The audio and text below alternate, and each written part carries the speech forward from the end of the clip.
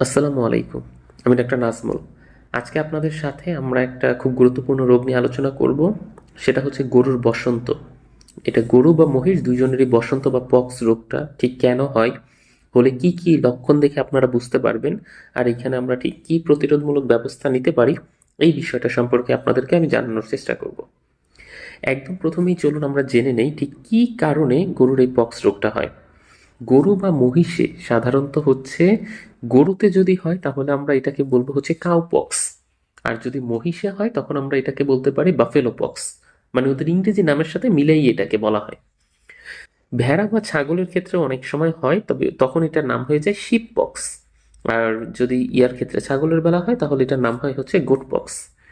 এখন এই রোগটা তো বললাম, তার মানে বুঝতেই পারতেছেন গরু, ছাগল, ভেড়া, মহিষ সবার ক্ষেত্রেই কম বেশি হয়। কিন্তু সবচেয়ে বেশি হয় কাদের ক্ষেত্রে জানেন? যেই গাভীগুলা দুধ দিচ্ছে, এই দুগ্ধবতী গাভীগুলাতে সবচেয়ে বেশি পরিমাণে আক্রান্ত হয়। এছাড়াও হচ্ছে বয়স্ক, প্রাপ্তবয়স্ক গুলাতেও হইতে দেখছি আমার অভিজ্ঞতা থেকে। আবার কম বয়স্ক গুলা বাছুরেও সাধারণত হইতে দেখা যায়, তবে সবচেয়ে বেশি ফেস করি হচ্ছে এই সমস্যাটা দুগ্ধবতী গাভীর ক্ষেত্রে। আর ছাগল বা ভেড়ার ক্ষেত্রে এটা যে কোনো বয়সে হইতে পারে, যে কোনো বয়সে ওটা হবে। আর দুগ্ধবতী যে হইতে হবে এমন না, যে কোনো টাইমই। আর যদি এটা 3 মাস বয়সী ছাগলের ক্ষেত্রে হয়, তাহলে একটা বিষয় এখানে মাথায় রাখতে হবে, যে ওই ছাগলটাকে আর বাঁচানো যায় না। এই পক্স রোগ যদি 3 মাস বয়সী ছোট ছাগলগুলাতে হয়, ইমিউনিটি ব্যবস্থা থাকে না, রোগ প্রতিরোধ ব্যবস্থা একদমই দুর্বল থাকে, তখনই দেখা যায় ওই ছাগলটাকে আর বাঁচানো যায় না। ওকে, তাহলে আমি এইটা বলার চেষ্টা করলাম যে ঠিক কি কারণে হয়, এটার নাম কোনটাকে কি বলা হয়, আর কখন কখন এটা হইতে পারে। এবার চলুন যে ঠিক আমরা বুঝবো কিভাবে, কি কি লক্ষণ দেখলে বুঝতে পারবো যে আমাদের এই গরু বা মহিষটা বসন্ত রোগে আক্রান্ত হয়েছে বা হচ্ছে পক্স ভাইরাস আক্রান্ত হয়েছে। প্রথমেই দেখবেন কি, যে ওদের শরীরের চামড়ার উপরে লাল লাল গুটি উঠতে থাকবে, একদম ছোট ছোট প্রথম অবস্থায়। তারপরে আস্তে আস্তে যত সময় যেতে থাকবে এই গুটিটা সাইজেও বড় হবে, এবং ওই ফোসকা ফোসকার মতো পড়ে যাবে। তখন আর গুটি থাকবে না, ভিতরে একটা পানি নিয়ে ফোসকার মতো হবে। এরপরে বয়স্ক যে পশুগুলো আছে, সেগুলোর হচ্ছে মলদ্বারের চারপাশের যে নরম সেন্সিটিভ জায়গাটা আছে, মুখের চারপাশের যে জায়গাটা আছে, মুখের ভেতরের দিকে অনেক সময় হয়, কানের ভেতরের দিকে, তারপরে হচ্ছে দুধের বাটের চারপাশে এই বসন্ত রোগটার প্রবণতা সবচেয়ে বেশি। কারণ ওই জায়গার ত্বকটা হচ্ছে খুব নরম থাকে, সেন্সিটিভ থাকে, এই জন্য প্রথমে ওই জায়গায় এই রোগটা এফেক্ট করে। আর বাচ্চা পশুতে যদি আক্রান্ত হয় তখন এরকম সিলেক্টিভ প্লেসগুলো আমরা বলি না, তখন প্রায় পুরো বডিতেই হয়। এবং দেখা যায় যে রোগের লক্ষণ প্রকাশ পাইতে দেরি হয়েছে, কয়েকটা জায়গায় মাত্র উঠছে বাচ্চাদের ক্ষেত্রে বডির, কিন্তু তার মধ্যেই বাচ্চাটা মারা গেছে। বুঝতে পারছেন কথা না? যে বাচ্চাদের ক্ষেত্রে এই পক্সটা কিন্তু খুবই ভয়ঙ্কর আকারে ধারণ করে। আর বড়গুলার ইমিউনিটি ব্যবস্থা ভালো থাকার কারণে ওগুলা কিছুটা দখল সামলায় নেয়। তবে অনেক সময় দেখা যায় যে এই ত্বকের উপরের এই সমস্যাটা ছাড়াও ওদের মধ্যে ঝিমুনি, নিস্তেজ একটা ভাব, জ্বর চলে আসা, নাক দিয়ে পানি পড়া, এই সমস্যাগুলো আপনারা কমনলি ফেস করবেন।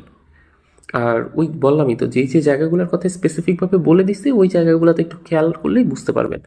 আর একদম কমপ্লিকেটেড মানে জটিল অবস্থায় এটার সাথে শ্বাসতন্ত্রের সমস্যাও সৃষ্টি হয়।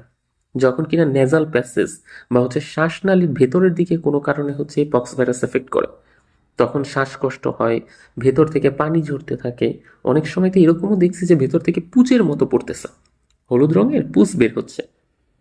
এখন যেহেতু ওই যে বলে দিলাম স্পেসিফিক কোনো ট্রিটমেন্ট নেই, আপনারা সবাই জানেন ভাইরাসের, প্রায় প্রত্যেকটা ভিডিওতে এটাই বলি, আপনি যে যে লক্ষণ প্রকাশ পাইতেছে একজন ভেটের সাথে কথা বলে তাকে জানাবেন, সে ঠিক সেই সেই লক্ষণগুলোর জন্য ওইরকমভাবে দিবে। যেমন হচ্ছে চামড়ার উপরে যেহেতু ক্ষতের মতো সৃষ্টি হইতেছে, অ্যান্টিবায়োটিক লাগবে এখানে, যাতে করে সেকেন্ডারি ব্যাকটেরিয়াল ইনফেকশন না হয়। যেহেতু পুরো বডি চুলকাবে, অ্যান্টিহিস্টামিনিক মেডিসিন লাগবে, এরকম আরও কিছু। এটা ওই বাছুর বলেন বা হচ্ছে ওই পশুটা বলেন, প্রাপ্তবয়স্ক যেই পশু, এই দুইজনের বডি কন্ডিশন দেখে তারপরে হচ্ছে উনি সাজেস্ট করবেন। এবার চলুন আমরা একটু জেনে নেই যে কি কি কাজ করলে আমাদের ফার্মে কখনোই পক্স ভাইরাসটা আসবে না। একদম প্রথমেই হচ্ছে আক্রান্ত পশুকে সুস্থ পশু থেকে আলাদা করে ফেলবো, কারণ খুব দ্রুতই ভাইরাল ডিজিজগুলো ছড়ায়। বিশেষ করে ত্বকের যে ডিজিজগুলো আছে যেমন পক্স ভাইরাস, আপনি দেখবেন হিউম্যানের ক্ষেত্রেও কিন্তু এটা খুব কমনলি ঘটে। যে এরকম আজকে আপনার বাসায় কেউ পক্সে আক্রান্ত হয়েছে, চিকেন পক্সে, কালকে দেখবেন যে যার হয় নাই কখনো তারও হয়ে যাবে। খুব তাড়াতাড়ি এটা সংক্রমিত হয়। এই জন্য যখনই প্রথম অবস্থায় ওই সিলেক্টিভ জায়গাগুলোতে এরকমভাবে ফোস্কার মতো বা গুটি গুটি দেখবেন লাল, তখনই ওই পশুটাকে আলাদা করে ফেলবেন সুস্থ পশু থেকে। আর ত্বকের রোগগুলো হওয়ার পেছনে সবচেয়ে মেইন ভূমিকা পালন করে কীটপতঙ্গ। যেন ফার্মে যেন কোনোভাবে কীটপতঙ্গ না থাকে, এই বিষয়টা একটু খেয়াল রাখবেন। আর আমাদের দেশে এটার গোট পক্স ভ্যাকসিন পাওয়া যায়। ছাগলকে ছোটবেলা হচ্ছে 1 মিলি ওর মাংসপেশিতে যদি দিয়ে দেন, এবং এইটা 6 মাস বয়সে দিলেই হয়ে যায়। আর গরুর ক্ষেত্রে এটা 12 মাস বয়সী গরুতে 1 মিলি পরিমাণ দিলে এটা হবে। তাহলে দেখবেন যে আর ওরা কখনো এই পক্স ভাইরাসে আক্রান্ত হচ্ছে না। আগে প্রচুর হইতো এই বসন্ত বা পক্স রোগে। এখন তো এই পক্স ভাইরাসটা ভ্যাকসিনটা বের হওয়ার কারণে সবাই কম বেশি দেয়, যার কারণে হচ্ছে সেরকমভাবে আর আক্রান্ত হয় না।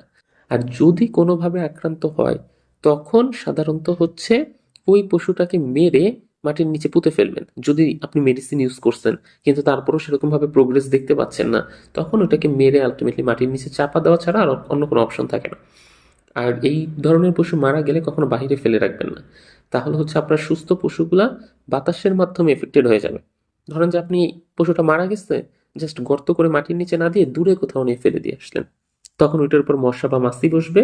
মশা বা মাছি ওই জীবাণুটা ক্যারি করে আবার ঠিক আপনার ফার্মেই নিয়ে আসবে। এই জন্য এ ধরনের পশু মারা গেলে আপনার একদম প্রথম কাজই হচ্ছে 8 থেকে 10 ফুট একটা গর্ত করে সেই গর্তটার নিচে চাপা দিয়ে ফেলা। তাহলে আপনিও সেফ, আপনার ফার্মটাও সেফ থাকবে।